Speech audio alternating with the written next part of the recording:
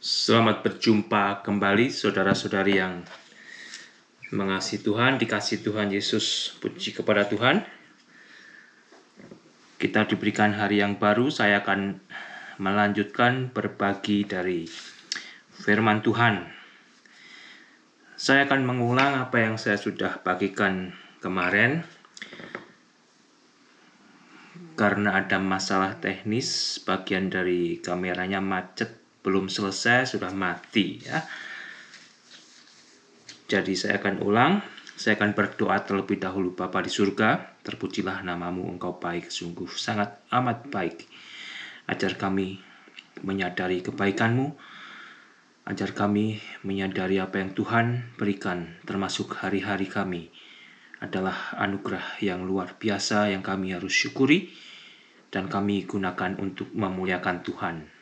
Ampuni Bapa untuk segala dosa kami, berikan berkat-Mu ketika kami juga boleh membaca, merenungkan firman-Mu, dan mengharapkan berkat sorgawi-Mu. Dalam nama Tuhan Yesus, hamba boleh berdoa dan mengucap syukur. Hamba juga berdoa Bapa untuk setiap daripada anak-anak-Mu saat ini yang bergumul, yang mengalami kesusahan, yang mengalami penderitaan, yang mengalami sakit penyakit. Biarlah Tuhan juga yang boleh menghampiri mereka satu persatu, menolongnya, menjamahnya dalam kuasa darah Tuhan Yesus sendiri. Terima kasih Bapa, terpujilah namamu Tuhan. Amin. Terakhir saudara, saya membagi sampai dengan Wahyu pasal yang ke-6 ya. Wahyu pasal ke-6, di mana di pasal ke-6 ayat yang pertama dikatakan, maka aku melihat anak domba itu membuka yang pertama dari ketujuh meterai itu, dan aku mendengar yang pertama dari keempat makhluk itu berkata dengan suara bagaikan bunyi guruh, mari. Dan aku, Yohanes, melihat sesungguhnya ada seekor kuda putih yang menungganginya memegang sebuah panah, dan kepadanya dikaruniakan sebuah mahkota. Lalu ia maju sebagai pemenang untuk merebut kemenangan. Ada seseorang yang mengatakan seperti ini saudara ya, tentang kitab Wahyu. If the plain sense makes sense, don't seek other sense or will become nonsense. Artinya saudara, kalau apa yang Anda baca memberikan sense yang mudah Anda mengerti, jangan mencari cara yang lain atau Anda malah jadi keblinger, gitu saudara ya. Di bagian awal saya sudah katakan, di dalam kitab Wahyu ini, di pasal pertama ayat 19, kita sudah diberikan panduannya. Bagaimana kita boleh membaca, belajar, dan mencoba memahami, mengerti isi firman Tuhan di dalam kitab Wahyu ini, yang dibagi menjadi 3 bagian. Mungkin Anda pernah membaca mencoba memahami kitab Wahyu ini dengan cara yang lain ya, dengan simbol-simbol dan sebagainya. Kalau Anda belum pernah mempelajari dengan cara yang saya akan bagikan, cobalah saudara. Karena cara ini adalah cara yang paling mudah, saya katakan ya, untuk bisa mengikuti alur cerita daripada isi firman Tuhan di kitab Wahyu ini. Di yang mana? Saya akan baca ulang ya. Baiknya saya baca dulu. Di pasal pertama ayat 19, tidak apa-apa diulang dan diulang karena memang sulit. Ya. Kitab Wahyu ini bukanlah kitab yang mudah, diulang dan diulang 10 kali, belasan kali juga terkadang belum nyantol di otak saudara ya. Karena itu tuliskanlah apa yang telah kau lihat, baik yang terjadi sekarang maupun yang akan terjadi sesudah ini. Jadi isi kitab Wahyu ini dibagi dalam 3 kategori. Kategori pertama yang dituliskan Yohanes adalah hal-hal yang sudah berlalu.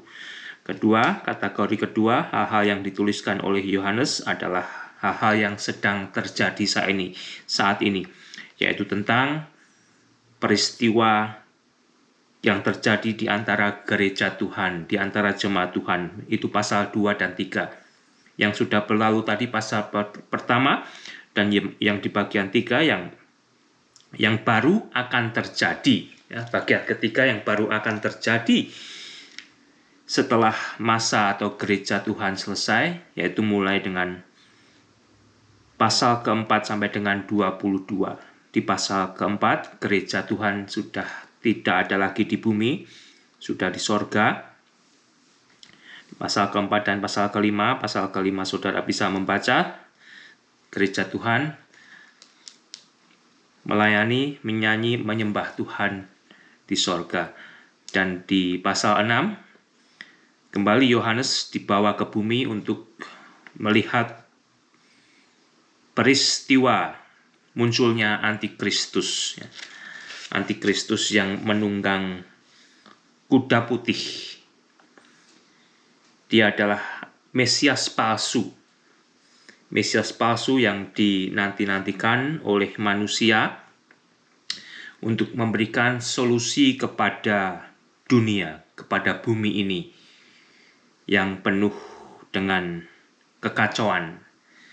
Manusia di bumi merindukan seseorang yang penuh dengan karisma untuk bisa mengambil alih dan memimpin dengan harapan memberikan damai sejahtera. Tetapi hanya sementara. Ya. Damai yang diberikan oleh Mesias palsu tersebut, Antikristus, yang menunggang kuda putih tersebut hanya sementara, dan setelah itu dia akan berubah karakternya. Ya, bagaikan penunggang kuda merah, kuda hitam, dan kuda pucat. Saya katakan saudara, di pasal yang keempat dan pasal yang kelima, gereja Tuhan sudah tidak ada lagi di bumi. Lah di mana? Gitu. Ketika peristiwa munculnya Antikristus atau Mesias palsu ini, gereja Tuhan sudah tidak ada lagi di bumi. Atau dengan kata lain, ya orang Kristen sebetulnya tidak perlu ditakutkan dengan apa yang sering Anda dengar tentang angka 666, angka Antikristus, dan sebagainya. Karena kalau Anda ikuti, ketika peristiwa-peristiwa tersebut terjadi, gereja Tuhan, ya, jemaat Tuhan yang asli, artinya jemaat orang Kristen yang oleh Kristus sendiri diketahui senantiasa menantikan kedatangan Tuhan dan siap menyambut kedatangan Tuhan. Dia adalah orang-orang yang sudah dilahirkan baru, mengalami pertobatan, yang mereka ini yang siap sedia, tidak mengotori pakaiannya, telah dikenakan pakaian putih oleh Tuhan dan tetap dijaga kebersihannya. Mereka itu yang akan dibawa ke sorga. Dan sisanya, mereka yang kalah, mereka yang tidak menang, mereka akan masuk ke dalam masa testing, ya, masa pencobaan, masa penderitaan dahsyat, masa siksaan dahsyat yang akan terjadi selama 7 tahun. Tetapi kembali diawali dengan munculnya penunggang kuda putih, yaitu Mesias palsu, yang tidak langsung diawali dengan suatu penyiksaan yang dahsyat, tetapi diawali dengan satu false peace, ya, damai yang palsu, yang terjadi di awal daripada masa 7 tahun siksaan dahsyat tersebut, yang kemudian baru karakternya berubah dan memuncak, ya, kedahsyatannya. Dan yang ingin saya bagikan saudara saat ini, saya akan mundur sejenak tentang gereja Tuhan. Yang saya katakan, gereja Tuhan sudah ada di sorga, tidak lagi mengalami peristiwa di mana Mesias palsu Antikristus muncul. Anda pernah mendengar istilah bahwa Tuhan itu akan datang kembali untuk kedua kalinya. Ya. Tuhan Yesus akan datang kembali untuk kedua kalinya.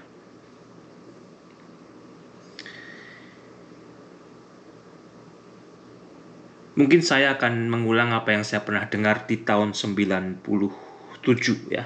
Januari 5, 97. Di mana waktu itu saya juga masih bingung. Tuhan Yesus datang ke bumi 2 kali. Tetapi dalam 2 tahap, saudara. Dalam 2 tahap. Ya. Tahap pertama, kedatangan Tuhan Yesus untuk gerejanya. Seperti yang dicatat di dalam 1 Tesalonika pasal 4 ayat 13 sampai dengan 18, nanti saya akan baca. Dan yang di fase kedua atau tahap kedua, Tuhan Yesus akan datang untuk menapakkan kakinya ke bumi. Di dalam kedatangan Tuhan Yesus yang pertama, yang hanya dari sorga sampai di angkasa, itu tidak bisa dilihat oleh manusia di bumi. Tetapi lain halnya dengan kedatangan Tuhan Yesus yang kedua kali dari sorga ke dunia. Itu bisa dan akan disaksikan oleh banyak orang. Akan diliput secara live. Seperti yang dicatat di dalam Wahyu pasal pertama ayat ke-7. Lihatlah, ia datang dengan awan-awan dan setiap mata akan melihat dia. Kedatangan Tuhan untuk kedua kalinya ke bumi untuk mengakhiri masa pemerintahan antikristus. Ya. Tuhan akan datang menunggang kuda putih diikuti gerejanya yang sudah dibawa ke surga di pasal 19 ayat 11 dan 14, saudara bisa baca. Itu bedanya, saudara. Akan terlihat oleh manusia di bumi, bahkan mungkin akan terliput oleh live stream, televisi dan sebagainya. Lihatlah, ia datang dengan awan-awan dan setiap mata akan melihat dia, juga mereka yang telah menikam dia, dan semua bangsa di bumi akan meratapi dia. Ya, amin.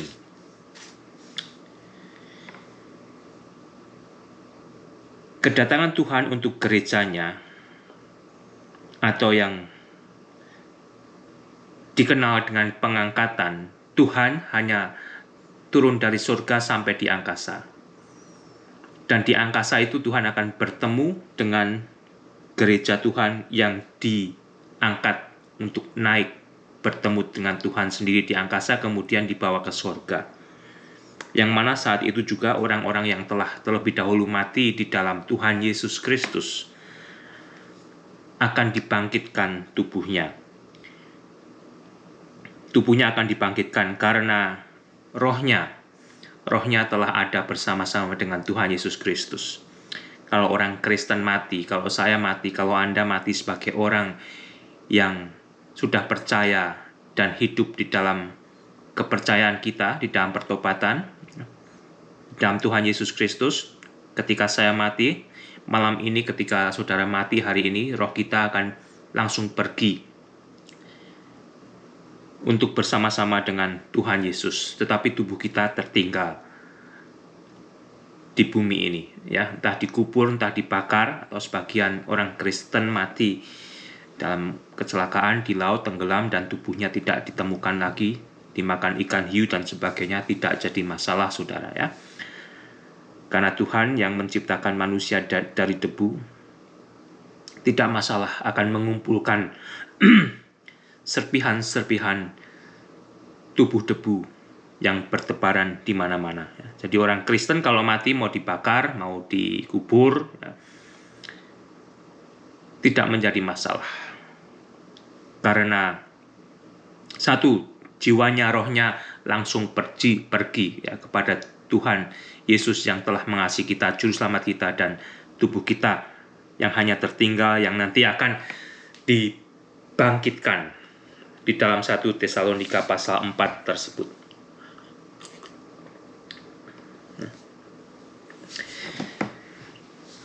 Jadi kembali saudara, kedatangan Tuhan untuk mengangkat gerejanya, yaitu Tuhan datang dengan membawa gerejanya ke sorga. Kedatangan Tuhan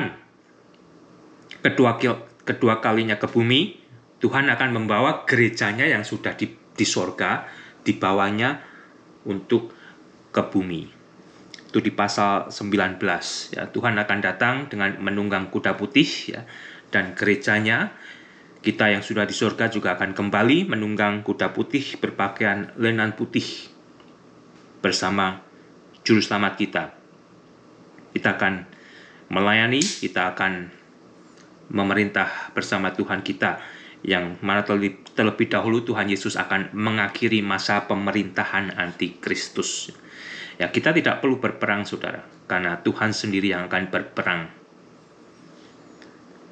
Dengan firman-Nya Dia cukup akan memporak-porandakan, bahkan akan mengakhiri masa pemerintahan antikristus. Jadi dengan firman-Nya, hanya dengan firman-Nya, Tuhan telah menciptakan apa yang diciptakan, dan dengan firman-Nya Tuhan akan mengakhiri kekejian antikristus. Saya akan mengajak saudara untuk membaca di 1 Tesalonika pasal yang keempat, saudara. 1 Tesalonika pasal yang keempat, mulai dengan ayat 13.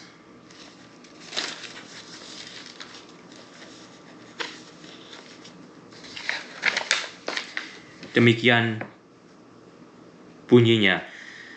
Selanjutnya, kami tidak mau saudara-saudara bahwa kamu tidak mengetahui tentang mereka yang meninggal, supaya kamu jangan berduka cita seperti orang-orang lain yang tidak mempunyai pengharapan.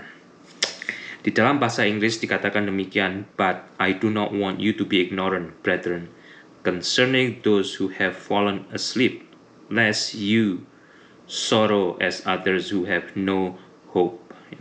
I do not want you to be ignorant. Kenapa? Kenapa melalui Paulus mengatakan, jikalau Paulus tidak mau jemaat di Tesalonika menjadi jemaat yang ignorant, karena mereka ignorant, karena mereka mengabaikan. Oleh karena itu, Paulus menuliskan, "But I do not want you to be ignorant." Don't be ignorant. Karena mereka ignorant. Jangan jadi orang yang tidak mau tahu, mengabaikan tentang firman Tuhan ini. Karena mereka mengabaikan. Dan mungkin banyak orang Kristen yang saat ini mengabaikan bagian firman Tuhan ini. Oleh karena itu, saya akan mengajak saudara, kalau ada Alkitab, dibuka saudara, ya. Dibuka sehingga Anda bisa mengikuti apa yang saya katakan. Kalau Anda ada Alkitab seperti yang saya miliki, ya, begini, ada bahasa Inggris, bahasa Indonesianya, itu Anda bisa melakukan perbandingan translasi yang akan membantu Anda di dalam belajar Alkitab. Selanjutnya, kami tidak mau saudara-saudara bahwa kamu tidak mengetahui tentang mereka yang meninggal. Karena memang kamu ignorant, istilahnya begitu. Supaya kamu jangan berduka cita seperti orang-orang lain yang tidak mempunyai pengharapan. Karena jikalau kita percaya bahwa Yesus telah mati dan telah bangkit, tidakkah saya dan Anda percaya sebagai orang Kristen? Jika Yesus telah mati dan telah bangkit, ya, maka kita percaya juga bahwa mereka yang telah meninggal dalam Yesus akan dikumpulkan Allah bersama-sama dengan Dia. Ya. Kalau kita percaya, saudara, kalau kita percaya Yesus telah mati dan Yesus telah bangkit, kita juga percaya mereka, saudara-saudara seiman yang telah mati di dalam Tuhan, mereka ini nantinya juga akan dikumpulkan oleh Allah bersama-sama dengan Yesus. Ini kami katakan kepadamu dengan firman Tuhan. Jadi perkataan ini adalah perkataan firman Tuhan, bukan perkataan karangan Paulus.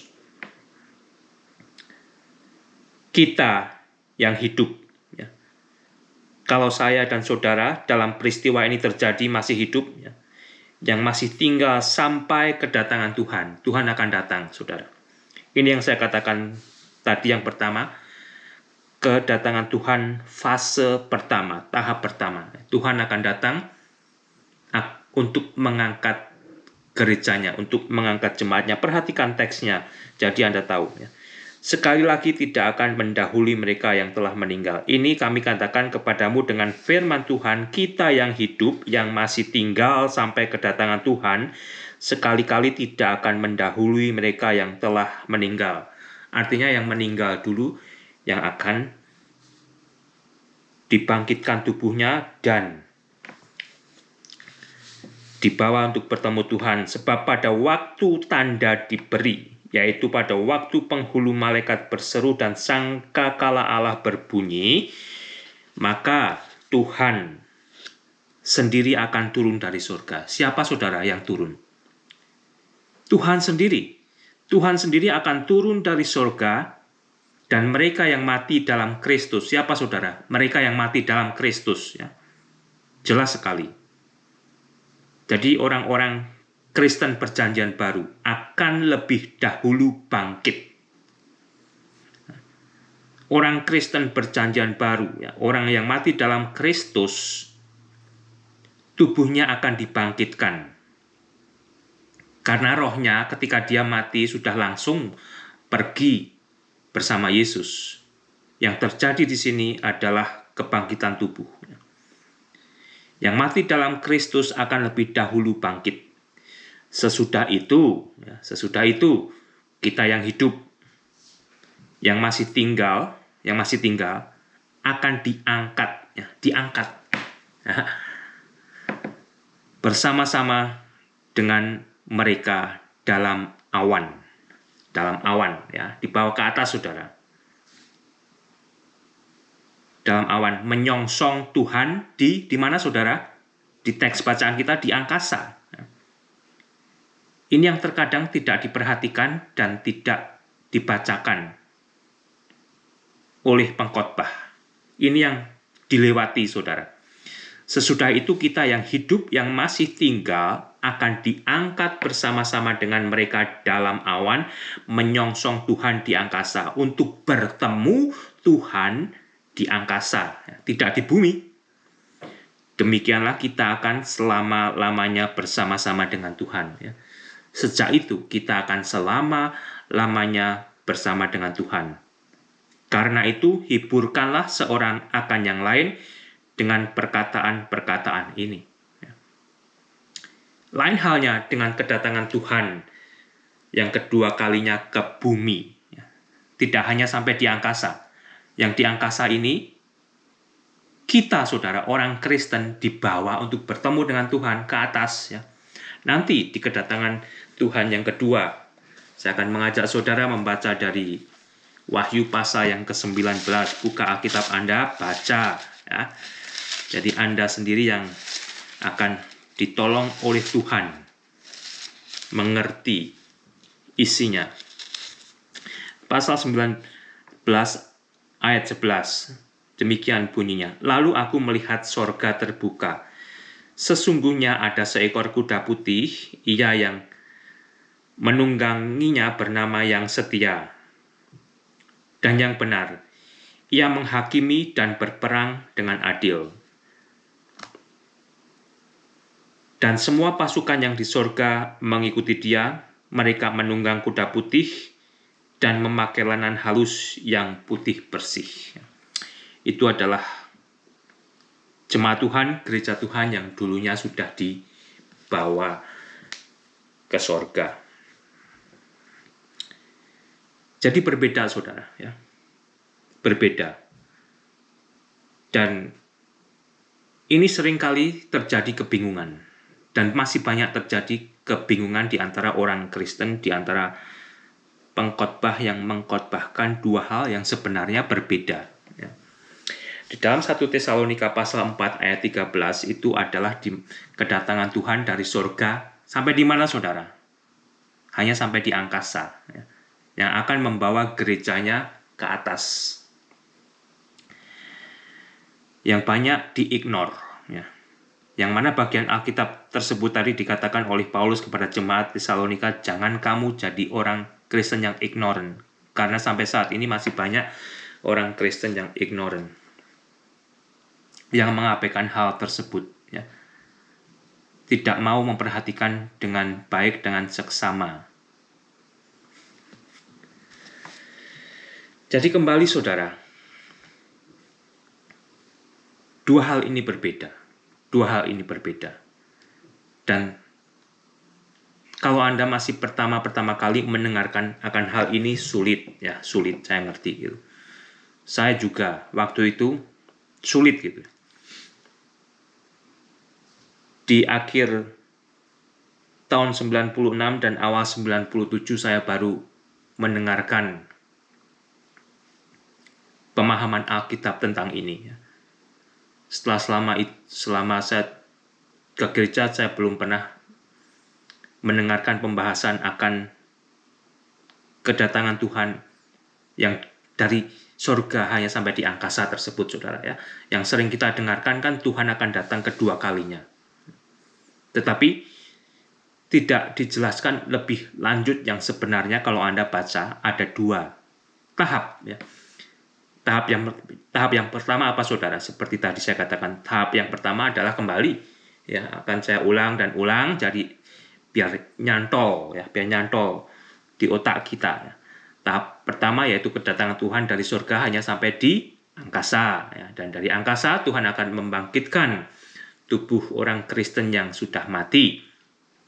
Dan kita waktu kedatangan Tuhan di angkasa tersebut yang masih hidup, ya, setelah tubuh orang Kristen yang mati dibangkitkan, ya, kita baru orang Kristen yang masih hidup diangkat ke sorga.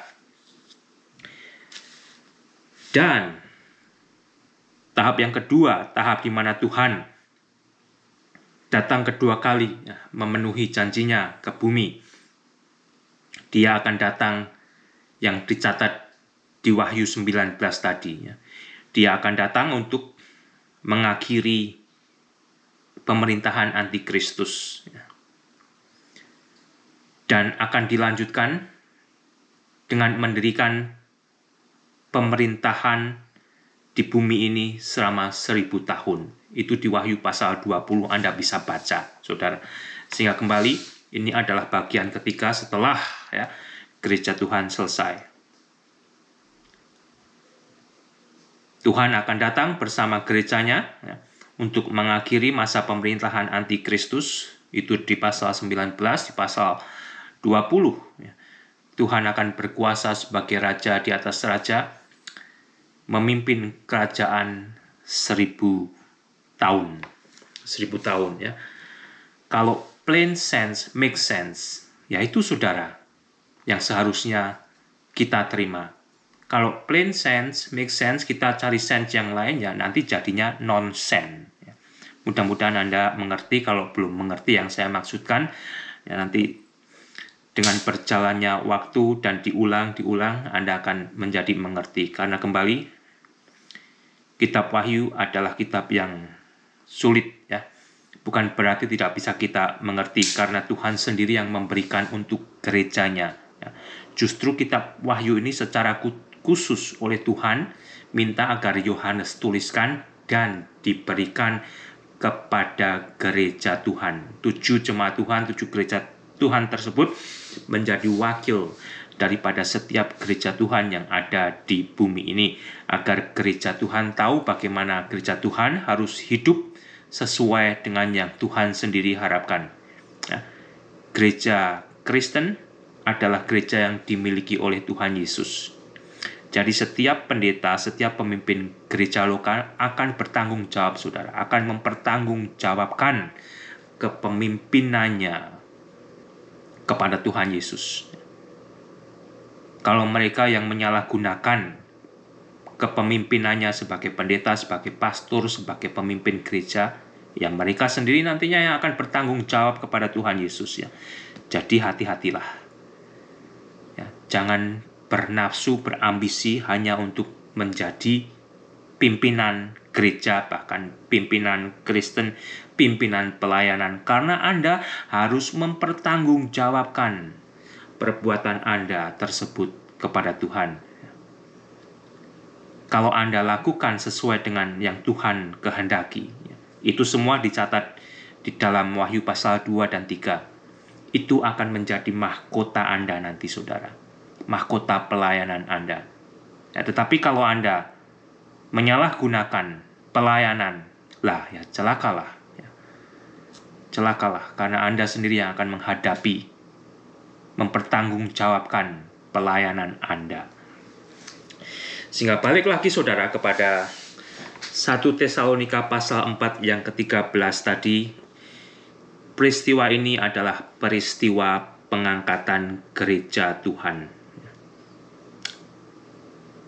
Tuhan datang dari surga hanya sampai di angkasa untuk mengangkat jemaatnya. Dan baru nanti kedatangan Tuhan yang kedua kali, Tuhan akan datang dari surga membawa jemaatnya, membawa gerejanya untuk balik ke bumi. Ya, di dalam 1 Korintus pasal yang ke-15, 1 Korintus pasal yang ke-15.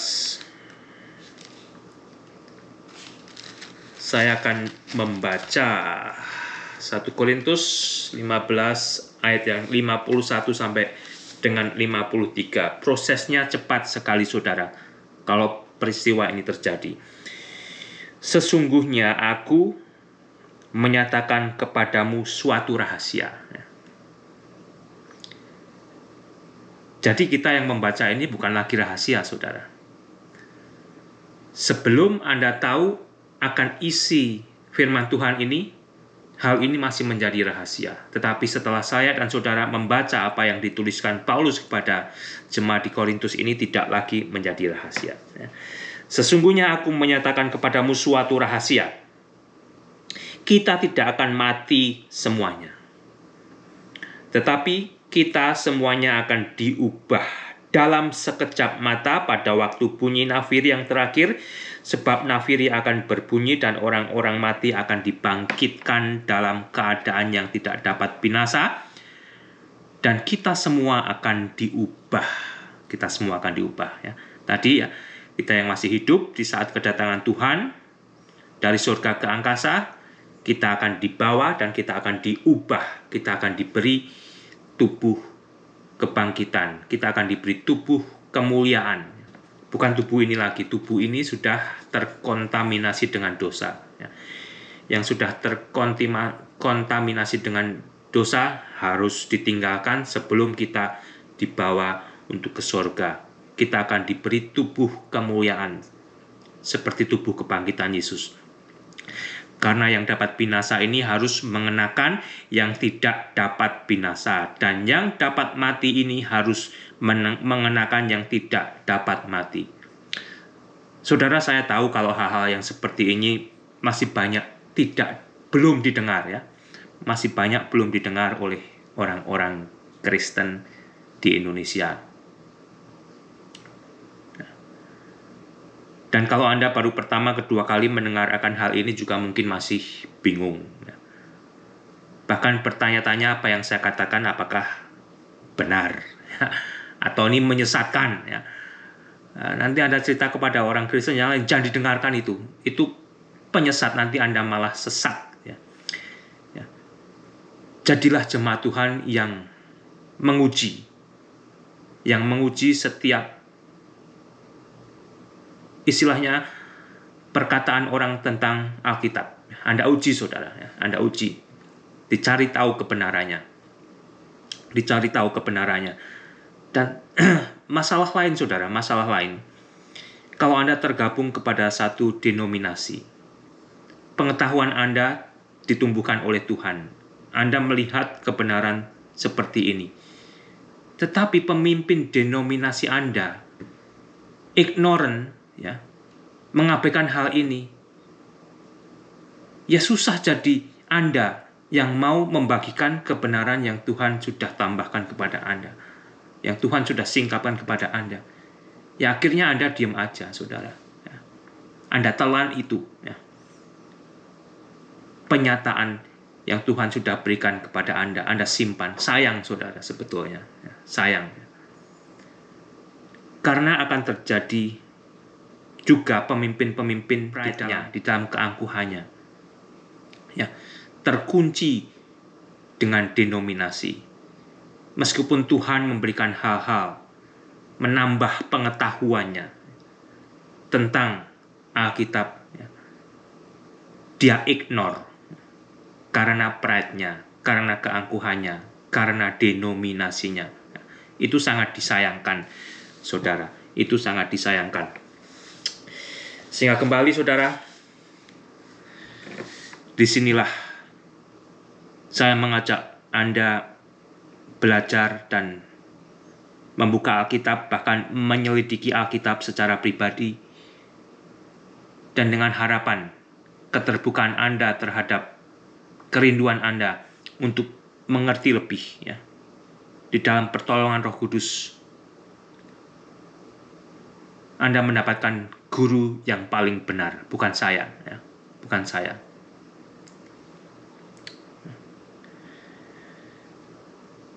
Hal yang sulit memang, ya, hal yang sulit. Karena seringkali, saudara, di sisi lain yang saya coba ingin bagikan, kita sebagai manusia itu mengkorting apa yang Tuhan bisa lakukan. Kita sebagai manusia menurunkan kealahan Allah, ketuhanan Tuhan, ya. Jadi kita berpikir, wah, enggak mungkin lah, ya, mosok saya mau diangkat ke atas, ya, dan diubah. Enggak mungkin gitu. Saya kan mesti mati dulu gitu, ya. Itu, saudara, itu kita mendiskreditkan Tuhan sebenarnya. Kita mengecilkan Allah yang maha besar. Karena Allah sendiri dengan firman-Nya telah menciptakan apa yang diciptakan. Dan hanya dengan firman-Nya juga, ketika Tuhan Yesus nanti kembali ke bumi, Dia akan menghentikan pemerintahan antikristus. Dan sebenarnya, saudara, peristiwa pengangkatan ini sudah terjadi juga di Perjanjian Lama, ya, di Perjanjian Lama. Henokh, ya. Kalau Anda baca Henokh di Kejadian pasal 5 ayat 24, Henokh yang hidup-hidup diangkat ke surga, saudara. Kok bisa, ya?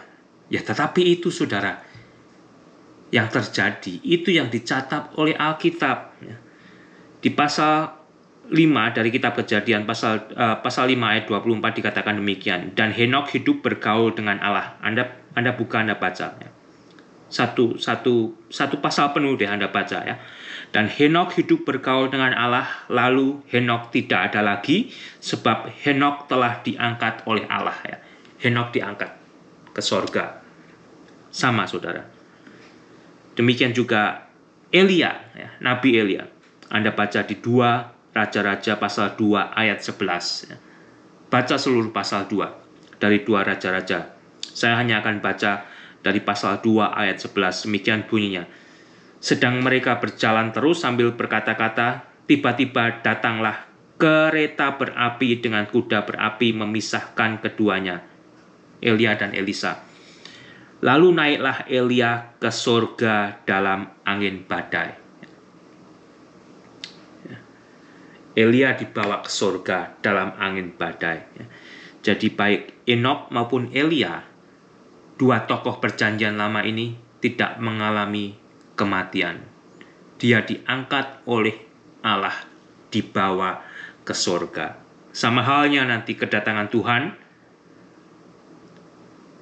Ketika Tuhan datang di angkasa, kita yang masih hidup sampai waktu kedatangan itu, ya, entah nanti, saudara, tidak tahu, ya. Oleh karena itu kan Alkitab mengatakan agar kita bersiap-siap, ya. Kehidupan orang Kristen itu antisipasinya menunggu dan siap menyambut kedatangan Tuhan. Nah, jadi kalau nanti Anda tidak siap, ya itu urusan Anda sendiri. Alkitab sudah memperingatkan agar kita siap-siap, ya.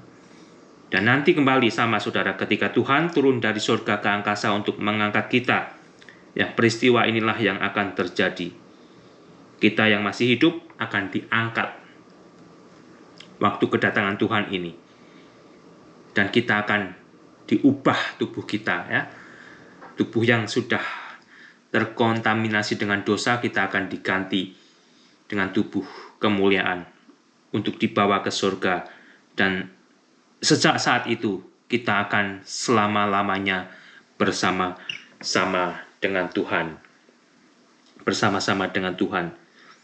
Dan sebetulnya Paulus juga mengalami hal ini, tapi Paulus masih dibawa balik lagi ke bumi, ya. Di dalam kisah pasal 8 ayat kedua, dikatakan, aku tak tahu tentang seorang Kristen, dia bicara tentang dirinya sendiri, 14 tahun yang lampau. Entah dalam tubuh, aku tidak tahu. Entah di luar tubuh, aku tidak tahu. Allah yang mengetahuinya.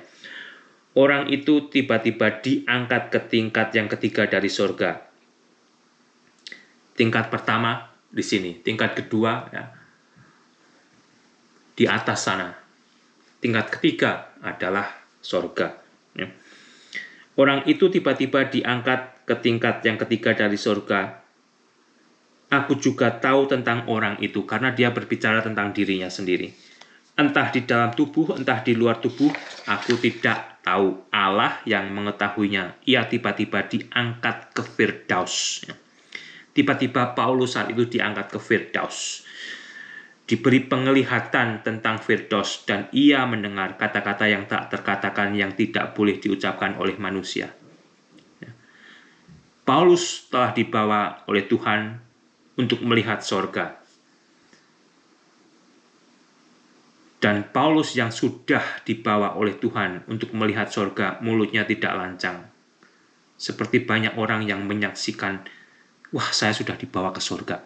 Saudara, hati-hati. Ya. Sehingga kembali, cek-receknya adalah isi Alkitab itu sendiri.